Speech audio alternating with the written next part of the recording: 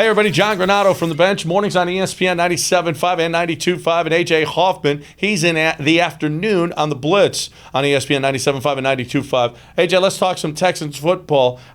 I'll tell you what, the city is all abuzz because Louis Riddick interviewing for the Texans job. Are you a little bit surprised at this positive feedback for a guy that's been out of the league since 2013?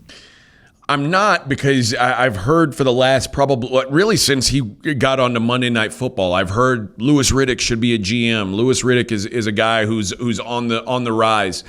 So I'm not surprised that there is a buzz about him, because there has been one for a while. And I think at this point, the Texans, they're just happy to have someone want to come in and talk to them, because as we've talked about before, Jack Easterby is going to turn a lot of people off from this job. And if Louis Riddick's willing to come in, then, Texans fans are saying, wow, if he's willing to come in while Jack Easterby's here, if we can get him despite that, maybe this is a good thing. He's probably not everyone's number one choice, but right now he's the only candidate we've heard about.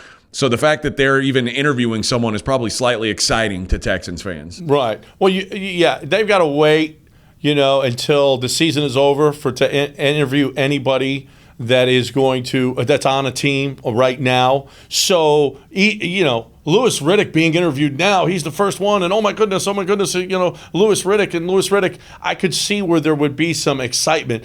I got another question for you, but first I got to talk about cold, clean, crisp, refreshing Coors Light. It's the world's most refreshing beer. And listen, if you're looking for Texas Chill, baby, make it your official beer. This holiday season, opening presents, it's the official beer of opening presents. It's the official beer of going out shopping for Christmas presents. It's the official beer of decorating the Christmas tree. It's the official beer of everything I do. Make it the official beer of everything you do. Cold, clean, crisp, refreshing Coors Light. It's Texas Chill, baby. So we had a discussion on the show in the morning about Louis Riddick and ESPN maybe swaying public opinion. Obviously, public opinion, everybody likes him. He's a handsome guy, Louis Riddick. He's articulate. He knows his football. We hear it on Monday Night Football, like you just said. And he's got a measure of celebrity. A lot of GMs don't. You don't know the GM. Do you think that shiny ball that Cal is going to be, hey, look at that shiny ball. No, look at it over here. Here's Louis Riddick over here. No, wait. Here's Louis Riddick over here. Do you think that he might influence the way that Cal thinks about him? I think that's entirely possible. I think right now Cal is desperate for some positive PR and some positive feedback from his fans, because think about what this season. The only positive thing he did was fire Bill O'Brien, but there's been really no other positive for this fan base in the last 12 months. So for them for him to get some sort of like, oh, hey, that's a good hire. I'm sure Cal is just desperate for that, because, we've heard it all. There's a lot of people who think he's one of the worst owners out there, thinks he has no business running a franchise.